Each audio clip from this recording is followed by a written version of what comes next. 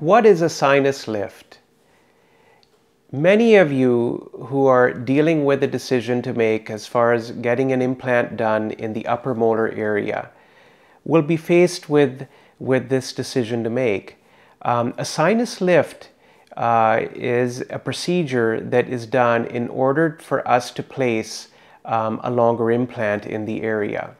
Let me show you in a diagram on what a sinus lift is and what different kind of techniques can be done to do the sinus lift. Okay, so I'm going to draw a diagram of the upper jaw. So here's our upper jaw, and we have our molar areas in the back of our upper jaw. And just above our molar areas in the upper jaw, we have what we call the maxillary sinus. And the maxillary sinus is an air-filled sinus cavity which is on either side of our nose. So you can see from the ridge, the edge of the bone, the ridge where the teeth are. Let's put in one tooth over here. We have one molar in this area. And let's say that we're missing a molar here, and then we have another premolar here, and then another tooth here. Now, you see the gap in here. This is the tooth that is missing, and in this area we have our sinus, which is in that zone. Now, the reason why we need to do a sinus lift procedure is because if we want to put an implant in this area, and let me just I'll put in our implant. So if we want to put an implant in this zone, you can see we have very little height of bone in the ridge. Our sinus comes quite close to that area. Now, in order to place an implant that is long enough, and the longer the implant, the more sturdy it is, and the more stable it is. We need to get in and do a sinus lift procedure. The floor of the sinus has a membrane which covers the floor of the sinus. So it's a membrane here I'm drawing in blue.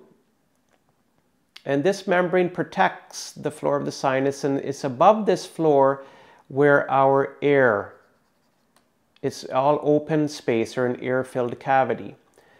Now, a sinus lift is a way of increasing the height of bone in this area so that we can put an implant in. Sinus lift can be done in two ways.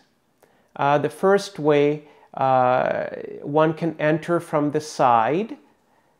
So let me, in green, one can enter from the side and making a little entry point and entering in, lifting up the membrane very carefully, and then putting some bone grafting material inside here. By putting bone grafting material in, the membrane will start to rise up. So if we're putting bone in now, the membrane is going up in this direction. So we lift the membrane, and now by lifting the membrane, we can get in now and now place a long enough implant in this area, right? So this would be one approach. So this would be called the lateral approach of doing a sinus lift. Another approach would be called the indirect approach. So let's bring our upper jaw again. There we go, and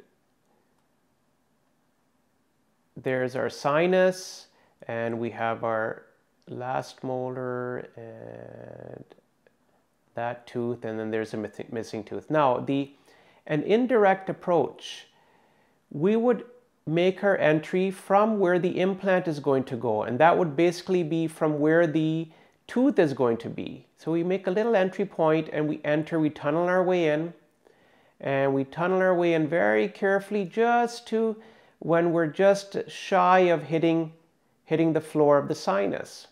At this point, one would very lightly tap in, and to the point where we're just making a tiny opening, but without, but without disturbing the membrane, that protective membrane that's covering the floor of the sinus.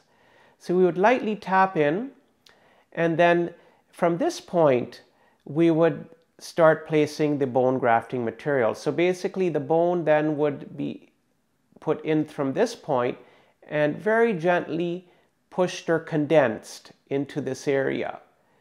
And as it's being lightly pushed in or condensed, our membrane will start to lift like that.